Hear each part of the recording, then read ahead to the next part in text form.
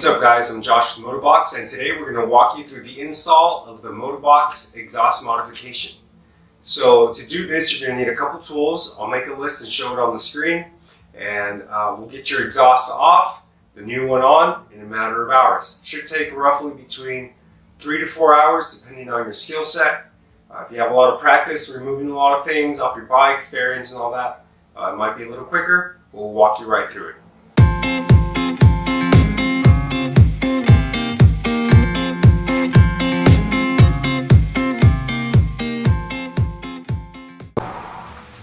Okay, first of all, you'll want to start with the left side heat shield. It's the easiest heat shield to remove.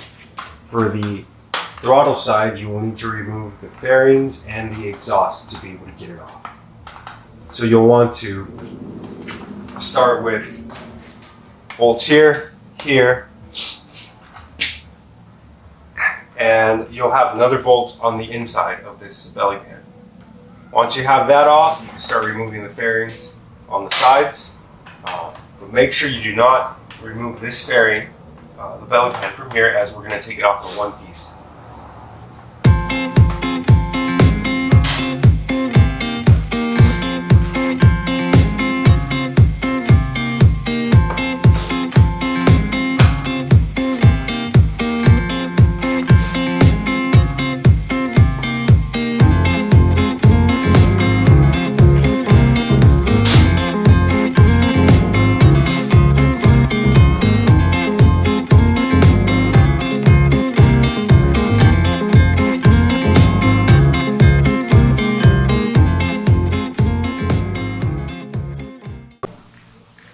Okay, at this point, you're going to want to remove the two push pins that are right here holding the fairings. As you can see, I've already kind of messed mine up, but all you want to do is take your flathead and pry them out. And that's pretty much it. If you see them there, just pry them out, come out just like that, and you'll be all set.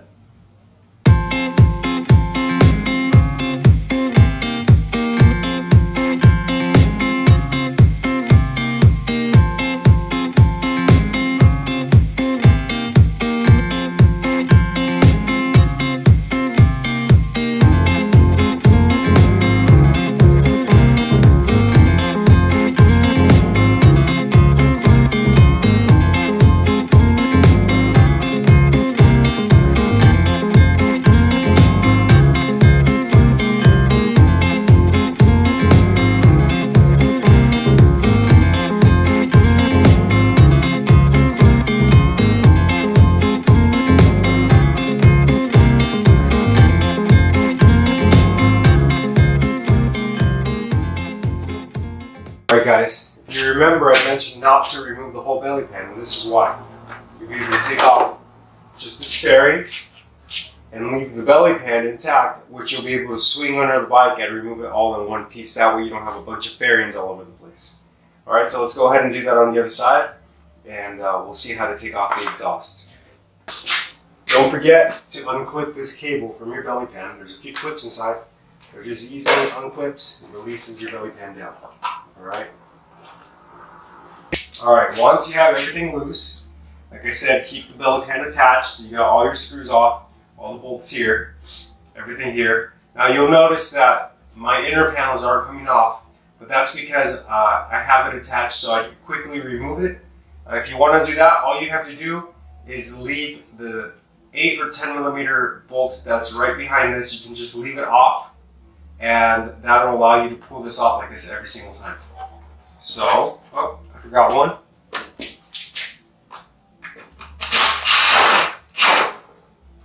Alright. So as you can see, this all kind of just falls off. Pull it off like this. All in one piece. Okay guys, so the bolts you want to remove here off the radiator support are this 8 millimeter right here. It's right on top. Hopefully you can see that's right behind the radiator cap.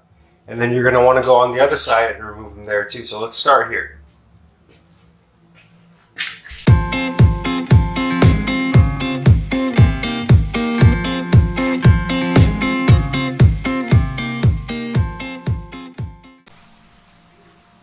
Okay, once you're at this side, you're going to want to remove these two connectors. So what I usually do is I push down on the little lever, kind of pry them with a flathead. That way you don't break anything. Just be very gentle. There's 1, 2. All right, you can push those through the zip tie and then give you more room to pull on the radiator support. Now you're going to have an 8mm bolt on top, just like on the other side. Sorry about that music, car driving by. And you're going to have an 8mm bolt on the bottom. Down here you see this aluminum bracket that comes over, and it has a 10mm nut on the back, so you're going to want to put a 10mm wrench on the back and back it out with a 8mm socket on the front. So let's go ahead and get those off.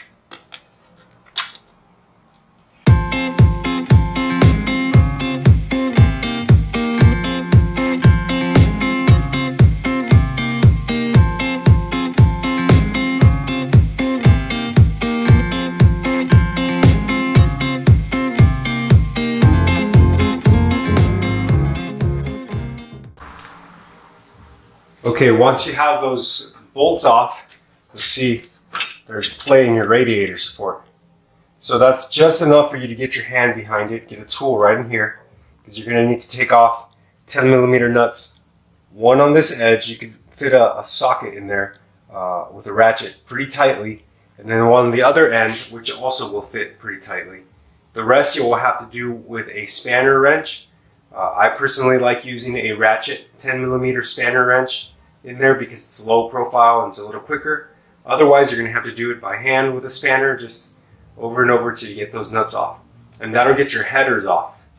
So we'll go ahead and do that, show you guys how it's done, and then we'll move on to the main bolt holding the muffler under the body.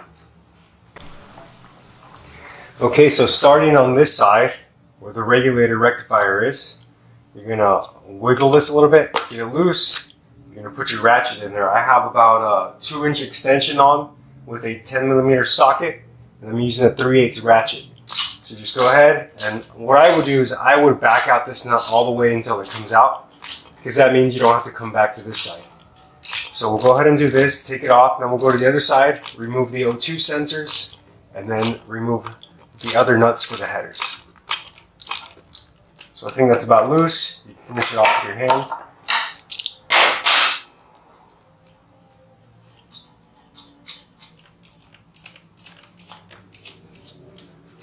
And make sure you have something underneath to catch these nuts, as they do sometimes fall when you're loosening them by hand, finishing them up. You don't want to lose them. All right, so there's one. Let's go to the other side, get the O2 sensors off, and get the rest of the nuts off. Okay guys, once on this side, you'll see your 2 O2 sensors. You're going to have one on the right cylinder, one on the left cylinder. The one on the right's a little easier to get to. You take your 17mm spanner wrench, go ahead and put it on, and then just go ahead and, it'll be kind of tight. There we go. Just go ahead and do that, take it off. Now you can disconnect it from the harness, or you can just twist it like this. It should be safe, just be careful. You don't want to put too much tension on your cables.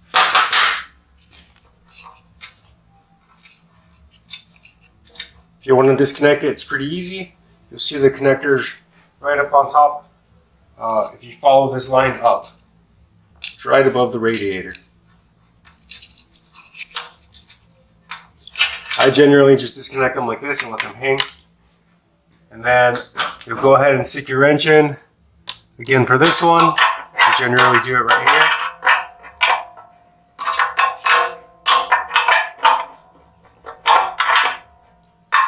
You go ahead and loosen that. It's pretty far in there, but you can get it.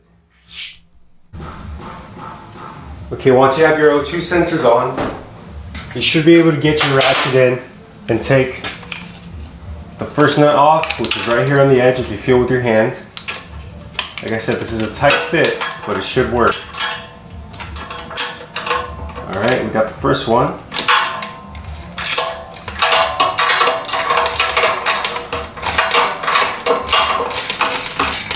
And remember, there will be a point where you can no longer use the ratchet efficiently. So you'll be able to take that off, finish it by hand, and just watch for it dropping underneath. That just dropped on my hand, so keep an eye on those.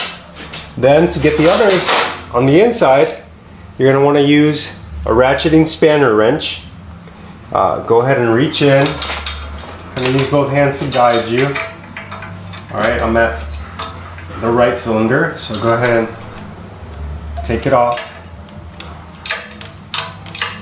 If you don't have ratcheting spanner wrenches, I very much recommend it. It'll make your life easier.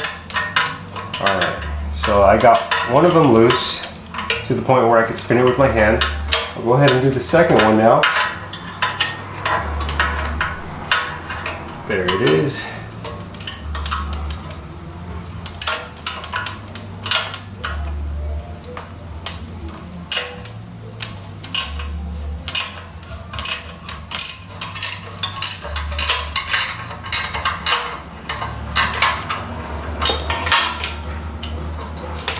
Alright, once they're loose, go ahead and finish loosening them up with your hands. Get them out of there. Next, we'll be removing the main bolt underneath the body to get this exhaust off.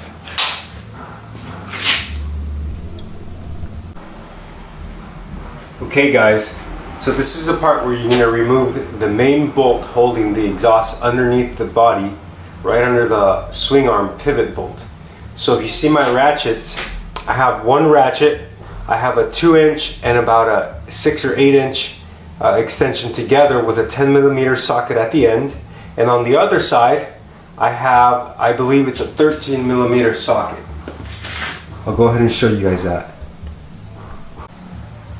Okay, here we are on the clutch side of the bike.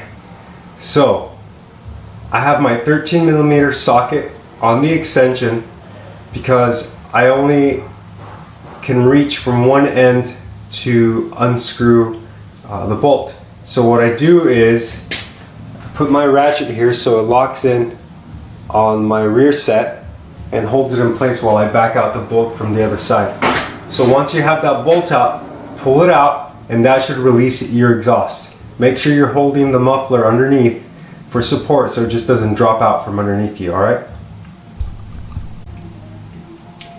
One thing to note is you will have to remove this bracket here. It has 2 bolts underneath which use a 7.5mm socket.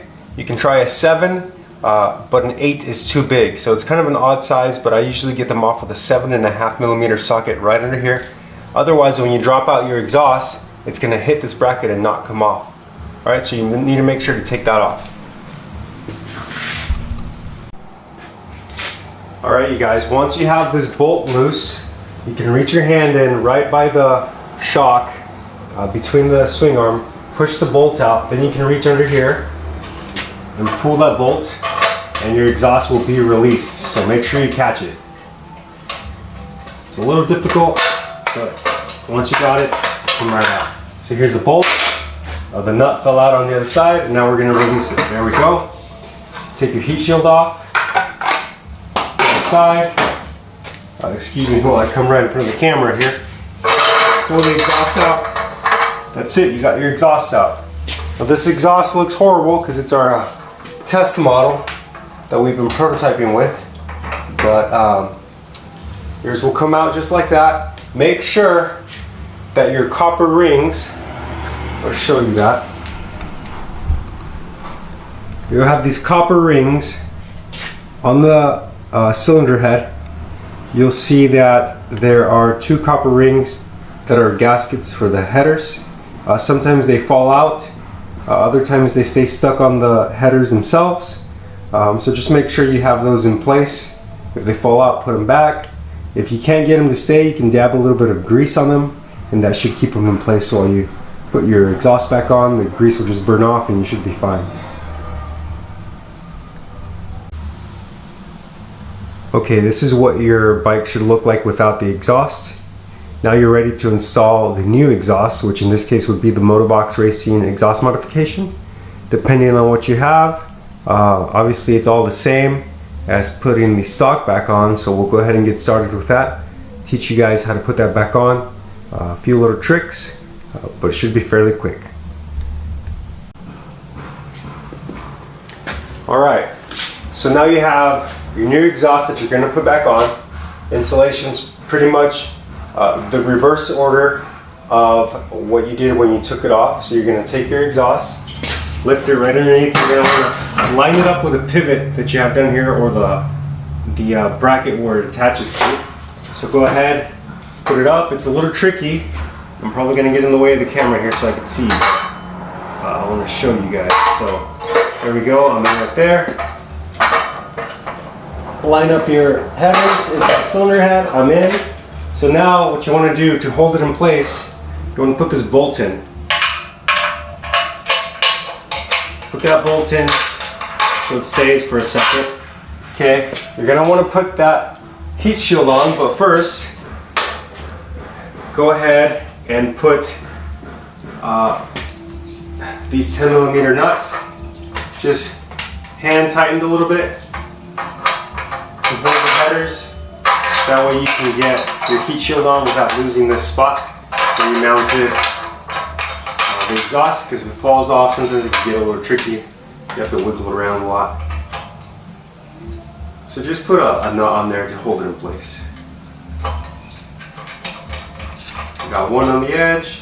We go ahead and do the one in the center. So it was a little tricky.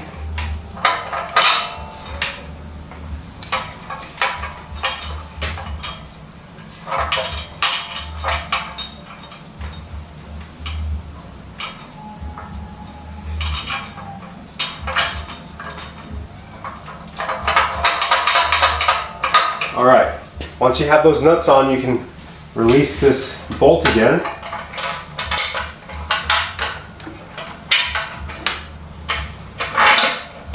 Drop the exhaust a little bit. Okay. Slide the heat shield on.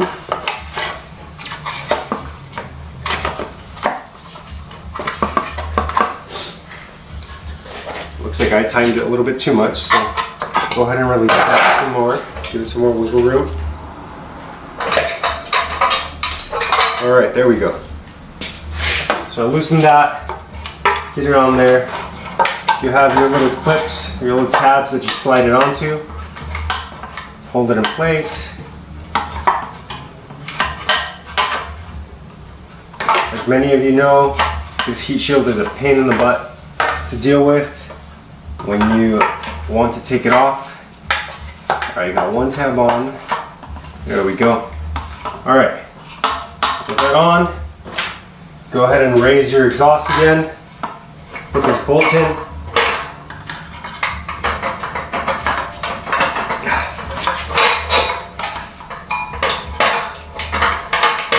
Like I said, it could be tricky, as you see here. Struggling a little bit, but you can do it.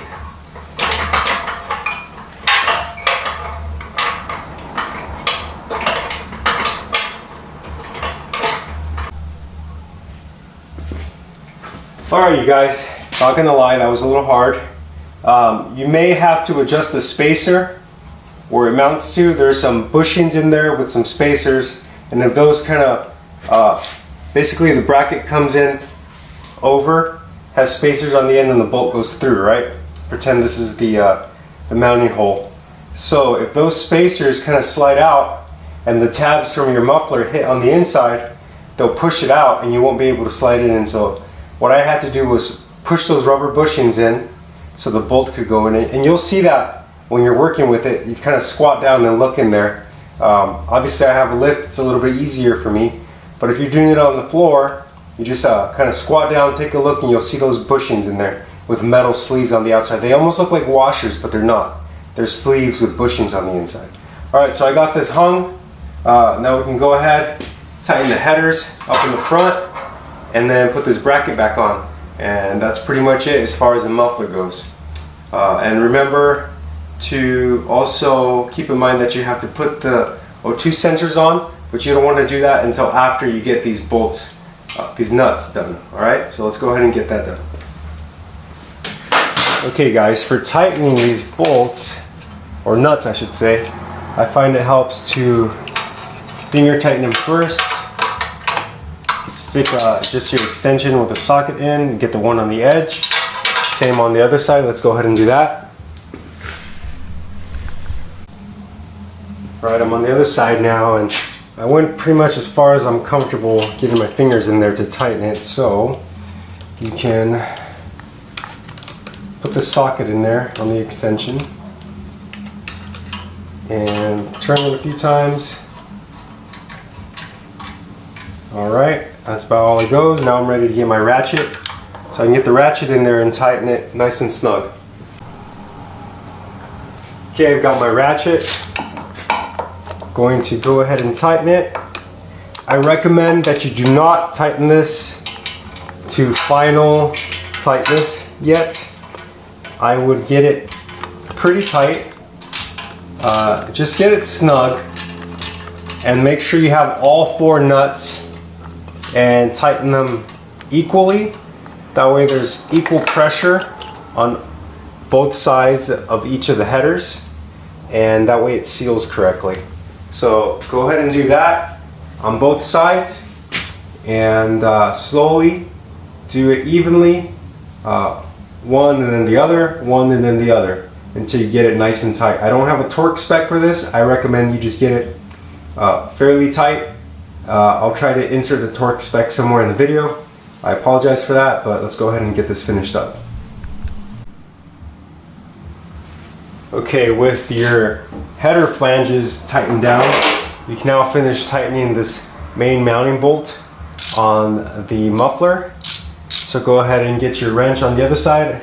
If you reach in right over your rear wheel, over the fender, you can hold the opposite socket and get it nice and tight.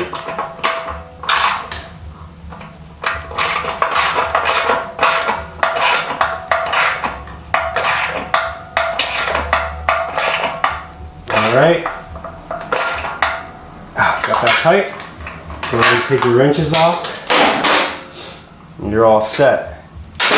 So I don't know if I mentioned this, but I'm using about 2 6 or 8 inch extensions to get to this one. Alright, so now you can put your bracket on right underneath your engine case. Let me rotate the camera a little bit.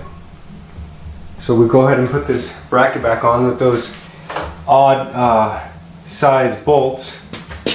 Just go down here. This is also a good opportunity. I just said Gouda. Guess I'm hungry, huh? Anyways, there's also a good opportunity for you to check for oil leaks. So sometimes on these bikes, it's common for the oil pan to come a little loose and it starts leaking out the front because the motor sits kind of at an angle. So if that's the case on yours, you can go ahead and tighten the cases. Don't over tighten because you will strip the aluminum, but it's a good opportunity to check that. Might as well check your oil filter, make sure it's not leaking while you're there as well. Alright, so go ahead and tighten this. Remember, you don't have to over tighten, just nice and tight. If you have some blue Loctite in hand, you can also do that. But I've never used it and it seems to hold up pretty well. Not any issues. Alright, this one's biting me a little bit. Alright.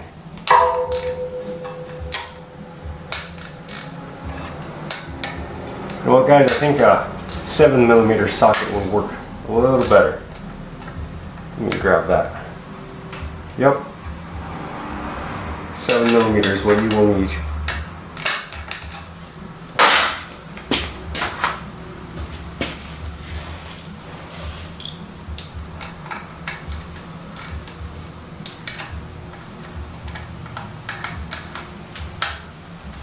Alright.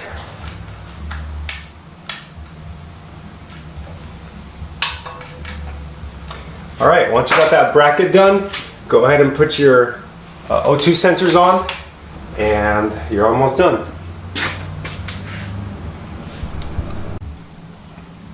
Okay, when it comes to installing the O2 sensors back on, if you didn't take it off the clip, see, can you see that on the camera? Here, I'll show you guys. Right there, if you didn't take it off this clip, like I did, I'll show you a trick to get them on, as they're a little bit tricky. So there we go. Okay, what I usually do is I start on the furthest one, so you'll start on the inside, but let me show you what I do. I twist it in the opposite end as to what I'm going to install it. So obviously when you install it, you're going to tighten it, so you'll be twisting it that way, right? So since, for example, the cable on the inside, it's hard to unplug, I twist it the opposite way. So as I'm tightening it, it doesn't twist my cable the way I'm tightening it, and the cable just sits in its natural position. So you see that, I don't know if you can see from here, but so that's it. I twist it before I install it. Now when I put it in the header and I tighten it, you see the cable relaxes and it goes to its natural position. So that's what you want to do on the header. So go ahead and install these two O2 sensors with your 17mm spanner. The one on the inside is a little tricky, but once you get those installed, that's pretty much it, and you can start putting your fairings back on. Okay guys, don't forget to reinstall your radiator support and connect your regulator rectifier connections on the other side. So go ahead and get that started with your fingers, and then tighten it down. Those 8mm bolts are removed. Then go on the other side, get those bolts attached and your connectors in.